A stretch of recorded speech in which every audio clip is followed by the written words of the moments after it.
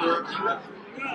Those people must look at my hand up in the air as I gather attention. Come into the classroom gate.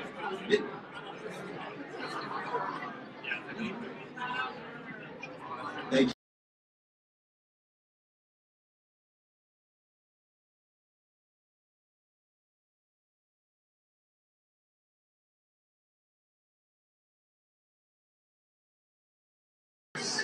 This evening, let's everyone shush everyone. No. That's nice.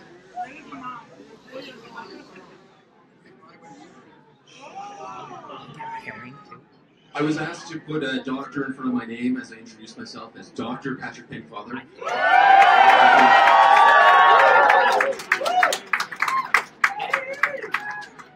I am your MC for the next 30 minutes, so bear with me and put up with me. It's great to see so many familiar faces, to see representatives of our core institutions and partner institutions from UBC, SFU, ECUAD, and BCIT. First and foremost, let's applaud them.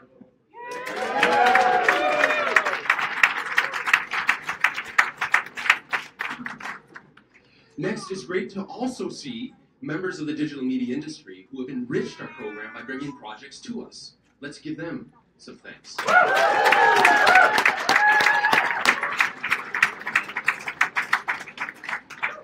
Also, it's amazing to see staff from the past, faculty from the past, directors from the past. It's exciting.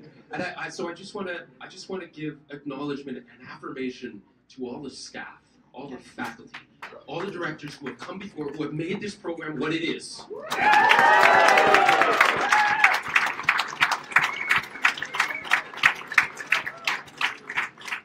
And of course, you, the alumni, just you, Michael. Wow, I'm a little overcome, because it's so great to see all of you in the same place at the same time, and to also acknowledge that you never really leave. So let's put our hands together for our alumni. Why we are here.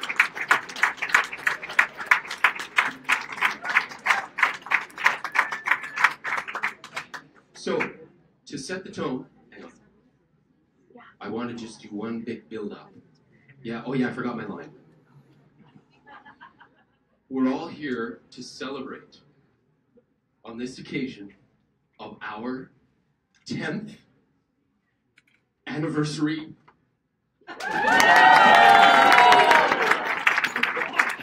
Thanks, Alex. That's appropriate applause. So hang on, I have cue cards. To set the tone for this evening, let me introduce you first to Catherine Moore, our new president and board director at the Center for Digital Media. Catherine joins us as a digital media veteran and entrepreneur, and was part of the original board that secured funding for our Digital Media Masters program, theme, and district. Now Catherine has come back to guide the CDM vision with a focus on enterprising sustainable and inclusive digital growth. Please join me in welcoming Catherine Moore.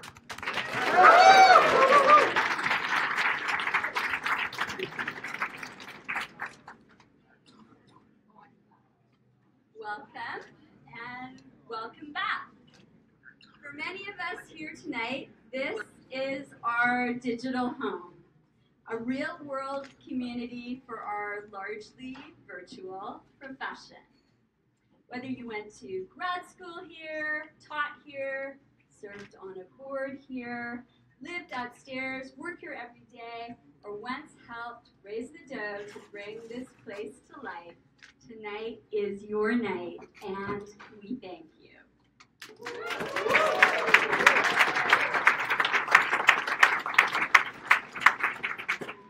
We respectfully wish to acknowledge that the land where we gather is the ancestral, traditional, and unceded territory of the Coast Salish peoples, in particular the Musqueam, the Squamish and the Tsleil-Waututh nations. And I'm grateful for what they teach us about homecoming and about stewardship. The Center for Digital Media means family, and many of us keep returning to the fold. For me, it's a great feeling to have come full circle back to a place where I served on volunteer committees and on boards to help raise the roof here. And tonight, I am looking forward to raising the roof in a different way together at our big Rockin' celebration. And it's not just our 10th birthday, we are throwing a 20th birthday for our Catalyst partners at DigiBC, whose fundraising Moxie helped make the Center for Digital Media a reality so long ago.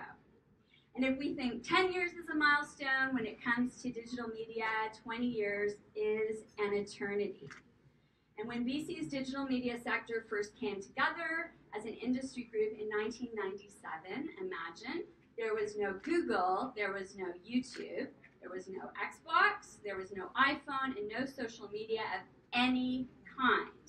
Today, our province is a global hub for digital entertainment, talent, technology, and education, shaping the way digital media is made, is marketed, and is taught. But you know this, and who doesn't love preaching to the choir? Whatever your digital generation, from the 80s to today, from Mosaic to mobile, from Atari to esports, we all have some things in common. We are scrappy. When any of us said something like, we want to build a game company, we want to build a digital distribution platform, or we want to build a kids' social network, we had to battle nicely to get it done. And we are stronger as an industry for fighting that good fight. And all those things and more were built here and built here well in British Columbia. And when we said we wanted to build a world center for digital media right here in Vancouver, many people said it couldn't be done. It can't be done! And more people said, what is digital media? So,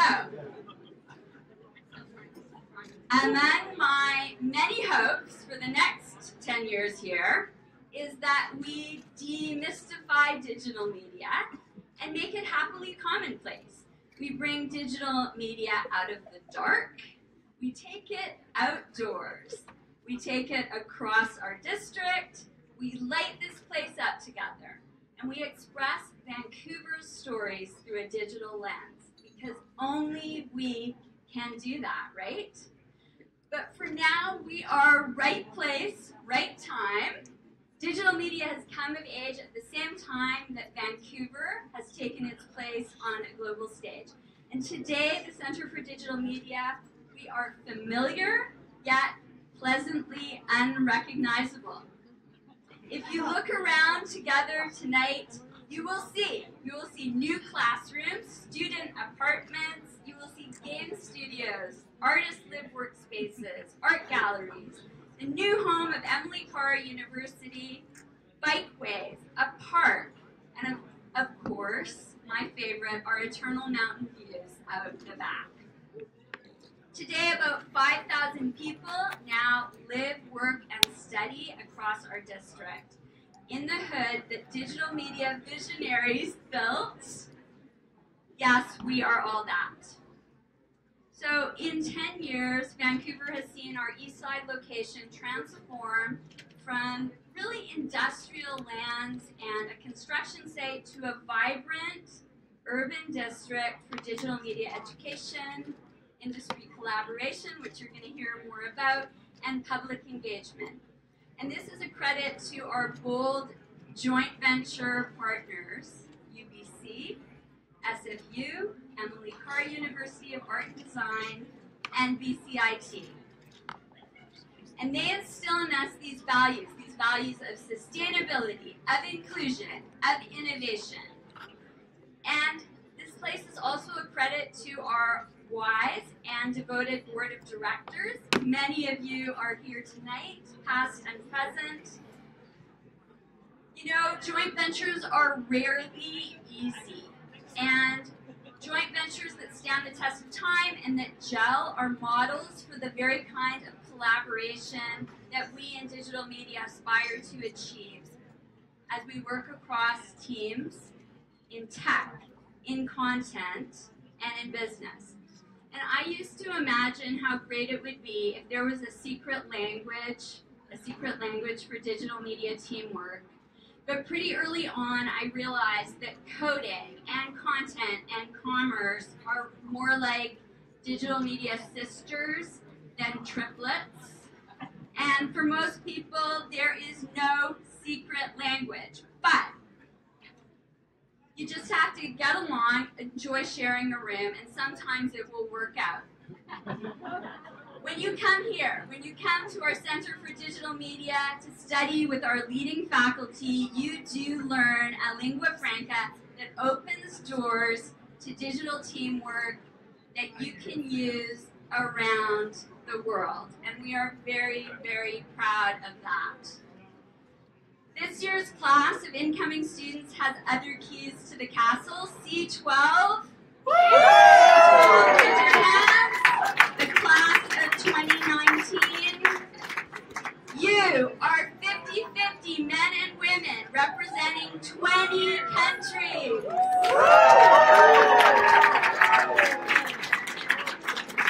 And around a world that must change with diverse perspectives, and in our own progressive and welcoming city, there is no door that this cohort will not open. Yes!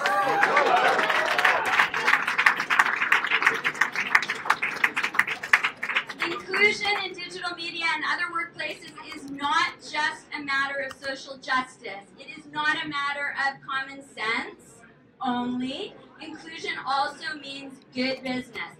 Companies with more women in leadership roles produce higher returns. So what is not to love, right? And overall together, we have also seen and shaped the changing definition of digital media from an esoteric or even whimsical field of computer science, then to the shiny front end of entertainment, next to an engine across all modern business, to finally where digital media is today, an idea and a practice that exists in the context of wider global values of sustainability, diversity, and human connection. And we have the power to power all that right here. Yes, we do. So, to our wonderful team and to our volunteers who have brought tonight's celebration to life, I appreciate all of you so much. And honored guests, alumni, and friends, many of you have come from far away or have moved on from your early days here, but wherever you are from and wherever you hang your hats, please stay close. Join us for this legacy building in the decades to come. Thank you.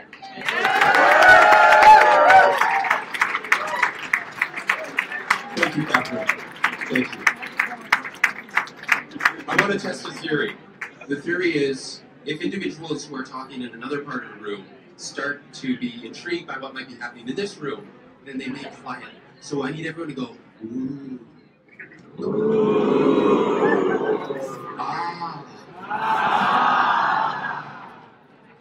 And it didn't work. Whatever. Yangos Hachianis, raise your hand. Where are you? Yangos! Give it up for Yangos.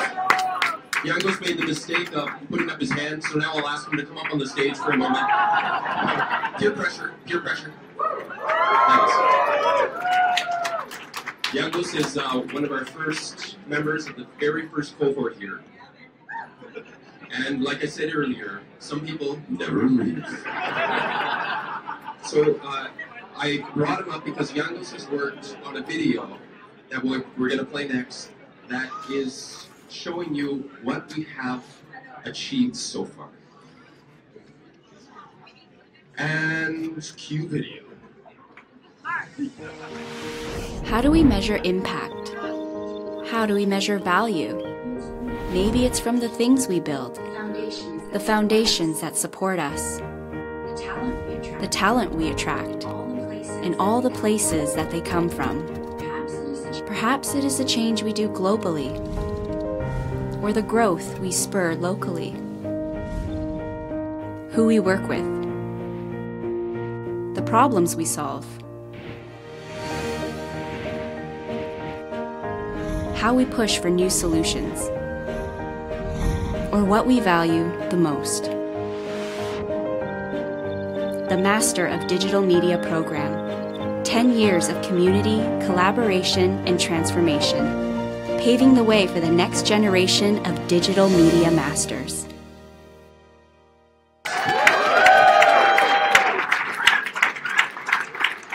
Thank you, Beatrice. Part of the success of the MBM program has been to integrate a collaborative vision that addresses the changing needs of various digital media communities of practice around us.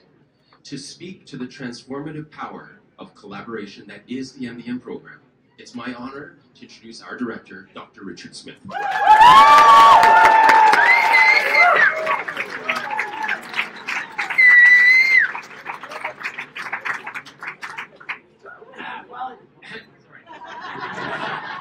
I never took Patrick's class, never learned to hold the microphone, and I can tell it's already a tough room. People. I'll start from the beginning now. It's a tough room, so I'll try and keep myself short. So I'm so glad to have you. Welcome home. I just want to acknowledge in the broadest possible way all the people who made this place a success. It's so many people's contribution has contributed to this. All right, you've all contributed, and it's fabulous, and you really owe yourself a big hug right now for being here and sustaining it and keeping us going. So thank you.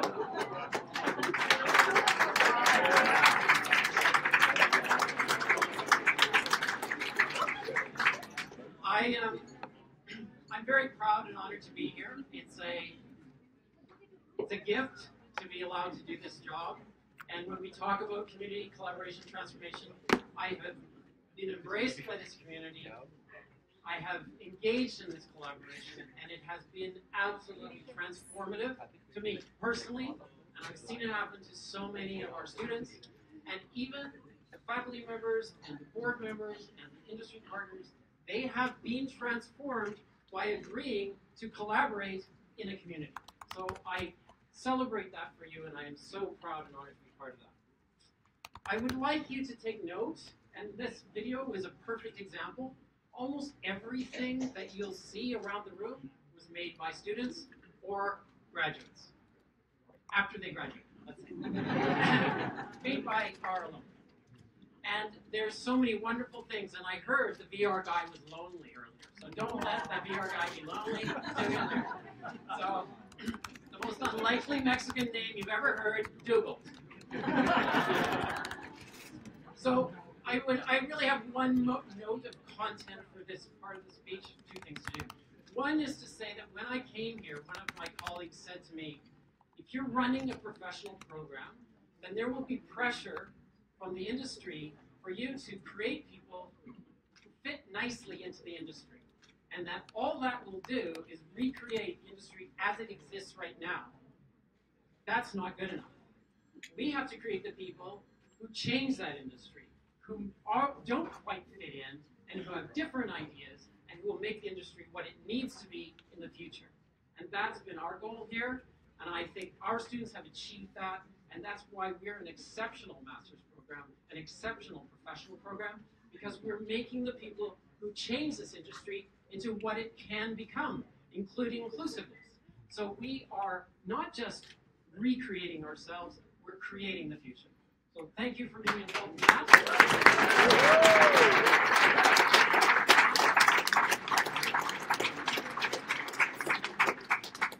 So I couldn't think of another person who actually embodies that very thing somebody who recreated himself and through his entrepreneurship, I guess, has transformed an industry.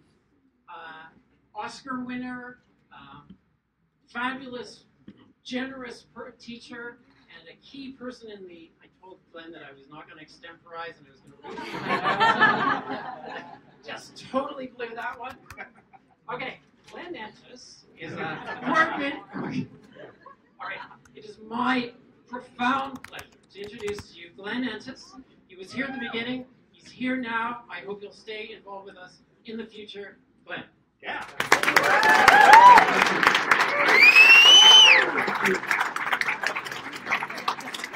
Thank you, everybody. Thank you, Richard. Thank you, Patrick, for teaching me how to do that. While I was waiting, I was thinking maybe I would just change my talk. Instead of my talk, just all night, I'm going to say, C12, yeah! C10! By the way, just that was the highlight of my talk right there. Okay. So I thank you for inviting me for this. I love birthday parties, and this is, especially with the birthday boy and girl, the birthday celebrant is this grand experiment, this amazing collaboration of these four institutions and academia and industry, and this incredible focus on a new way of doing things that became this magnificent program. So it's wonderful to be here for this birthday party. One of the differences, though, for a birthday party for a great institution like this versus a real person is that when it's an institution, you can talk in public about the conception. And in particular, you can talk about a conception that involved hundreds of people. So don't go too far with that. But so I want to tell you a story of conception. There were hundreds of people who were involved in it. I know my story, so that's the story that I want to tell. And it starts at actually July 4th, 2007, I think, 2006. Six. Oh, so Jerry's saying 7. It was so long ago we can't remember. It was that long ago. When Jerry Sinclair invited me and some other people from digital media to hit a whiteboard and ask the question, what should this be? What should the guiding principles of this program be? And it was a very interesting process that we went through to try to figure that out. And one of the things that we asked ourselves is not only what is not being done in traditional education, but what are we also missing in industry? To Richard's point, how do we need to transform? And we came up with things like rapid iteration, brainstorming, intense collaboration with interdisciplinary people, prototyping. There was a whole number of things we came up with. And I want to talk a little bit about some of those things and some of that process, because at the time I was at Electronic Arts. I was Chief Visual and Technical Officer for Worldwide Studios, working for Mr. Paul Lee right over there. And I saw EA studios around the world, a lot of engineers and a lot of artists. And one of the things I realized over the years is that the people who really changed things, the people who didn't do the okay work or the good work or even the great work, but the, oh my God, I cannot believe what they're doing. The people who did the work that created the inflection points that changed the way we made games back then or the kinds of experiences we delivered, almost always came out of intense collaboration between artists and engineers. I can't think of a single transformative instance that was artists only or engineers only working together. And that's not taught in schools. Schools teach collaboration. But there are great institutions that teach primarily scientists or engineers or primarily artists. That ability to have that amazing collaboration between artists and engineers is a very hard thing to find. And here's the rub. These are soft skills. It's not like combinatorial math or biochemistry. These are things that people figure, oh, people just collaborate. Why do we need to teach that?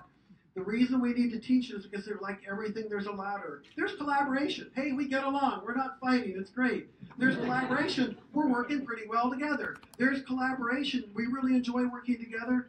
But then there's the magic. And the magic that I always saw happen when usually it was just a handful of people, had this passionate belief that the only way they could achieve their dreams is by 100% embracing and believing in the very different and challenging worldviews of their partners across the disciplinary aisles. And they realized there was no way it could work without making that a passionate joint venture. So that was another experience I had, and I still have as a consultant, is with brainstorming. Brainstorming is an interesting thing. You say, why do we need to teach brainstorming and creative productivity? I will say 9 out of 10 companies I visit, and that's generous because it's probably 10 out of 10. If I ask, what's your secret sauce for brainstorming? Tell me how you do it. How do you stay more creatively productive than anybody else? I'll generally get, well, we go into a room and we throw ideas around. That's pretty good. There's nothing wrong with it, but there's nothing particularly right with it. The analogy I always use is it's like if I was a coach for a hockey team and you ask me what my winning strategy is, I'd say, here's the strategy. Don't tell anybody. What we do is we go out onto the ice and we try to find the puck. Then what we do is we look to see where the net is. And what we do is we try to get the puck into the net. That's our strategy. There's nothing wrong with that strategy. But there's nothing particularly right with it. It does not differentiate, it doesn't outperform, and it doesn't transform itself over time. And what this grand program does, among other things, is recognize that things like creative productivity can be taught, they can be transformed, they can be developed, and that ladder is a ladder that can be climbed year after year, cohort after cohort. That's what's amazing about this program. It's why people keep coming back to it. So it's great to be here for the birthday party, for this. Now, one thing you would not say at a birthday party for a 10-year-old, if we had a little 10-year-old running around here, here's what we wouldn't say. We wouldn't say, this is a great birthday party, we love you, look at you, and here's our wish. When we all come back, and you're all coming back, right, 2027, for the 20th birthday party, we would not say, and our wish is, stay exactly the same. When we come back 10 years from now, we want to see exactly the same 10-year-old running around. No, you wouldn't say that. You would say, transform yourself. You would say, amaze us. You would say, grow, surprise us, break some rules, get into some trouble, do some things that are unexpected. But the wish, and my birthday wish for CDM is, in 10 years, come back as something that we barely recognize because we're so astounded at the transformation and the changes and the next stage that CDM has grown to. So thank you very much for inviting me for this celebration. It's a privilege to be here, and have a great time tonight. I'm looking forward to it.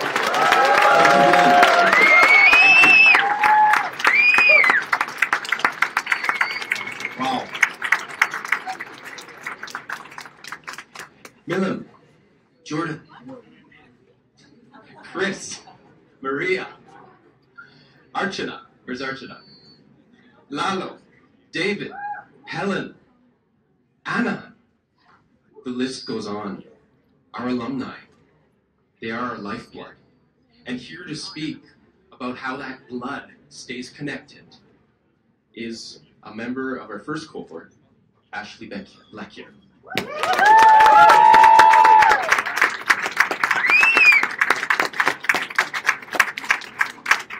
Hi folks, it's an absolute pleasure to be here. I'm certainly going to echo some of the things that other people have said so far, but I'd like to start by saying that I suppose I'm here in part because I have a little bit of status because I guess I gave the first graduate speech back in graduate.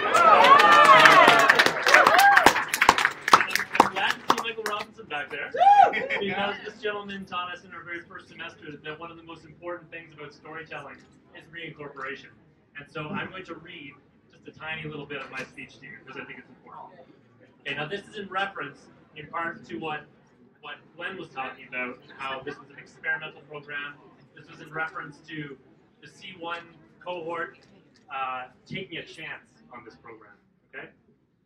So we rose to face the challenge. Oh, and apologies to Patrick, because I forget the vlogging that he told me when we first did this, like, a few years ago. Anyway. You were just standing completely still. So we rose to face the challenge, using what we had learned to set the standard for all future projects. A standard that I expect to see surpassed by future cohorts as we continue to pass the torch year after year. Because just as we improved at each stage, this program and its graduates will soar to new heights with each passing year. So that echoes a lot of what Glenn just said, and I mention it because I could have been wrong. But happily I was not, and I think that stands as a testament not only to all of you, but especially to the faculty and the staff here at the CDM, and of course because of you, and because of how you guys are getting better year after year after year. And frankly, I don't know if I could honestly stand against you these days. I don't think I could hold a candle up to the things that you guys do. So I'm very impressed. But the other reason I'm here is because did you know, the alumni in the room, did you know we have an alumni association?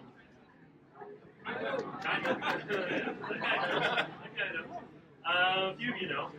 So we started an alumni association not long after the C1s graduated. And it might have been a bit premature. We didn't have a lot of students, but we were so excited. We were so excited to build something that was new, that was different from what the other institutions around had. SFU has an alumni association, UBC has an alumni association. We wanted something for ourselves. And so we started to build it, but it never really fully got off the ground. It exists, but it didn't fully get off the ground. But I want to take a minute just to publicly acknowledge the people who were part of that, and say thank you especially to the C1s and through the C4, C1 to C2, C3, and C4 people, especially who were part of the initial focus testing and brainstorming and part of the initial AGMs. But I want to especially acknowledge the work of Nick Lewis, Fuad Hafiz, Khadija Ghazi, Stephen Pugh, Gabe Van Bergen, and Yangos Hadjianos, because they were all part of our original executive. And thank you guys for the work they did.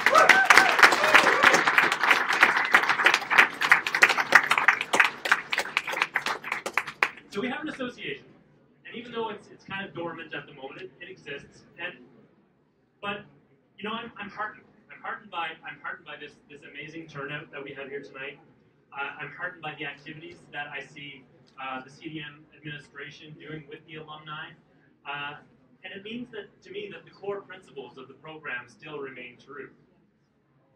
So no matter how the alumni convene, whether it's an association or whether it's something else entirely, I think that you guys are the legacy of the MDM program, right? The alumni are the legacy of the MDM program, and it's a proud and wondrous, creative, and imaginative legacy.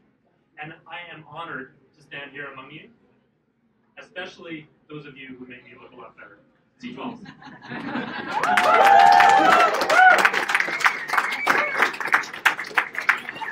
Okay, well that's about all I have to say. But thank you very much, and I hope to see you all again soon in the auspices of the alumni and the alumni association.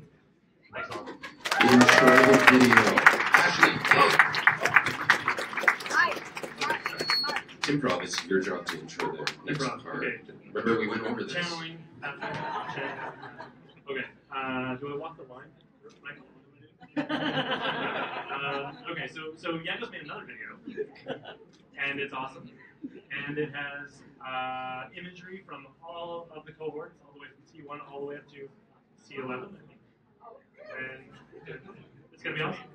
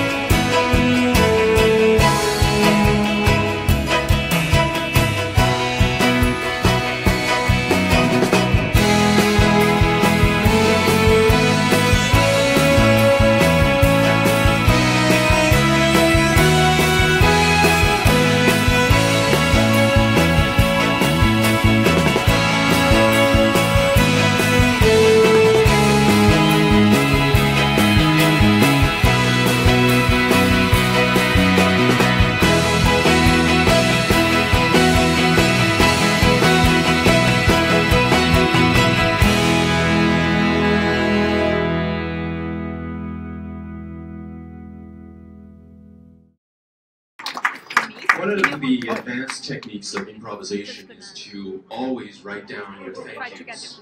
That's because the improvisational mind also has a tendency to wander, and one must not forget who to thank when it is important to remember whom to thank. So let me begin, and this is a long list. Do you need a bathroom break? Anyone? I'll probably go on for about half an hour if I can name everyone. Just to be honest, so many people to thank. All of you in this room. Great. Well, that was easy.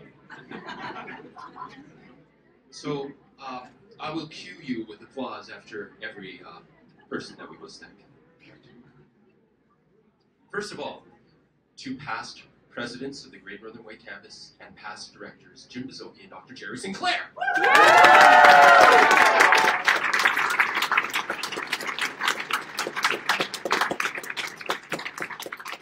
To all of the staff and faculty who have made the MDM program thrive, and also to the many guest speakers and instructors.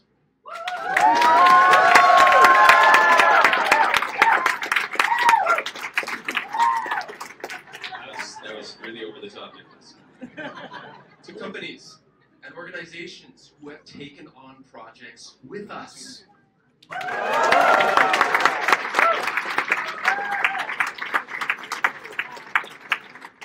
To representatives from our 4 partner institutions who continue to demonstrate the power of inter-institutional collaboration.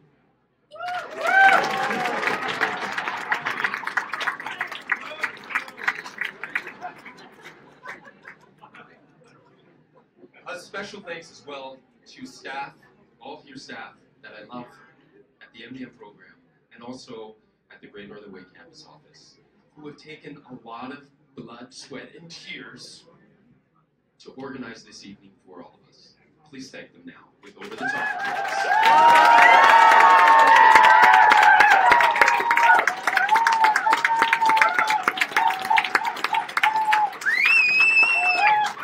Nicholas, you really have this over the top down. Finally, to our alumni, may you continue to transform the digital media industry around you, and know that you are always welcome here in your second home.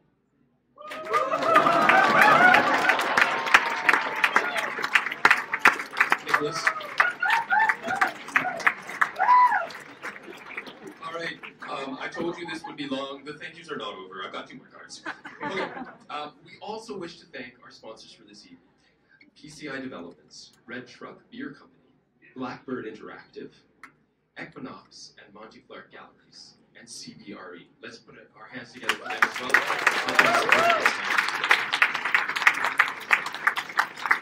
Now, I'm supposed to navigate you to the many, many events that are occurring next. So bear with me, as it is a long list and you will forget pretty quickly. But there's a map. There's a map. There's a map. Can I just say that? Yeah, there's a map, No, and there's a whole thing outside. First of all, exiting out the front of the building, join us for inspired speeches by distinguished guests happening right after this. That's our first thing. The second is join us at Equinox and Monty Clark Galleries between 8 and 9 for a toast as they are opening their doors to us. Super awesome. At the same time, around 8 o'clock, there's a party in the hangar! And that's sponsored by DigiBC as part of their 20th anniversary. Okay, it's not over. Maria, who's helping to organize the event tonight, has given me another list. Patrick, you forgot something. Oh, yes, I will thank Jeanette. Don't worry. Don't forget to thank Jeanette, everyone.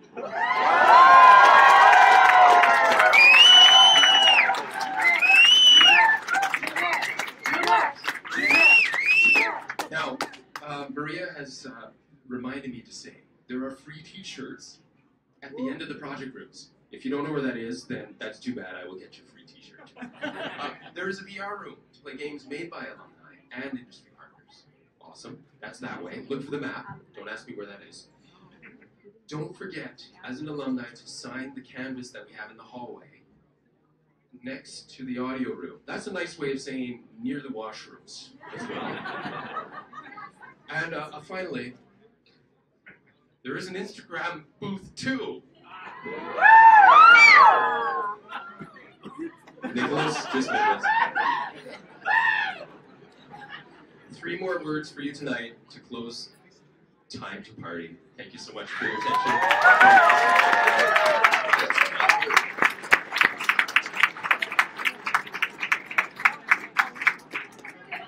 Now get out of here.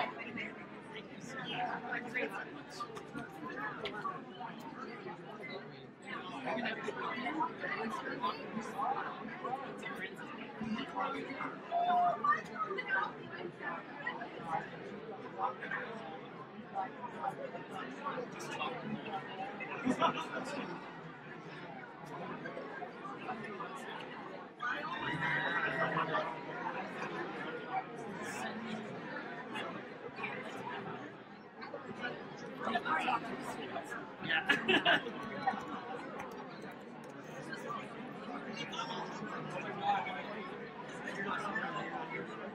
You're still here.